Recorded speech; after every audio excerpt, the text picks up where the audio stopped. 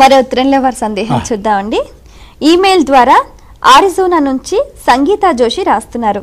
ఇంట్లో పూజ గది ఉండాల్సిన ఖచ్చితమైన దిక్కు ఏది, దేవుళ్లను ఏ దిక్కున పెట్టుకోవాలి తెలియచేయగలరు అంటూ రాస్తున్నారు. ఇది పూర్వసారి మనం సమాధానం చెప్పాను దీనికి. ఖచ్చితంగా అయితే ఈశాన్యం అంటే ఉత్తరానికి తూర్పుకి నడుముగా ఉండేటటువంటి దిక్కులో అది దైవాన్ని పెట్టుకోవాల్సినటువంటి దిక్కు అని. కానీ అన్ని ఇళ్ళు తూర్పుకే ఉండాలనే నియమం లేదు, ఉండవు కూడా. కాబట్టి ఒకే ఒక నిశ్చయమైనటువంటి మాటను మనవి చేస్తున్నాను. దేవుడు మనకి తూర్పు దిక్కుగా చూసేలా ఉండాలి. మనం తూర్పు దిక్కుగా దేవుడిని చూడాలి. అంటే మనం చూసే దిక్కు తూర్పు, అలాగే మనం చూసే దిక్కు ఉత్తరం. అంటే దేవుడు పడమర ముఖంగా ఉంటాడు, దేవుడు దక్షిణ ముఖంగా ఉంటాడు.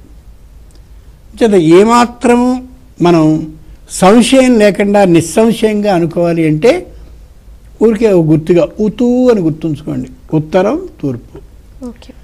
దేవుణ్ణి మనం చూడాలి.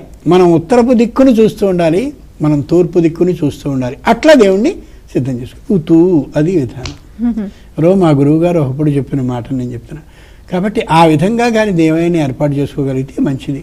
ఉన్నంతలో ఎవరిల్లు ఎలా ఉంటుందో సహజంగా మన ఇళ్ళన్నీ చిన్నగానే ఉంటాయి కదా, ఆ ఇంట్లో ఏ విధంగా ఉండేలా అవకాశం ఉంటుందో దైవాన్ని ఒకచోట ఏర్పాటు చేసుకోవాలని అనుకున్నప్పుడు నిశ్చయంగా చోటు దొరుకుతుంది. అలా లేనప్పుడు మేడమెట్ల కింద పెట్టేటటువంటి పుణ్యాత్మలను అక్కడక్కడ చూస్తూ ఉంటాం, వాడికి ఇంకెక్కడా చోటు లేనట్టుగా. అది ఘోర నేరం. అలా కాకుండా ఏర్పాటు చేసుకుంటే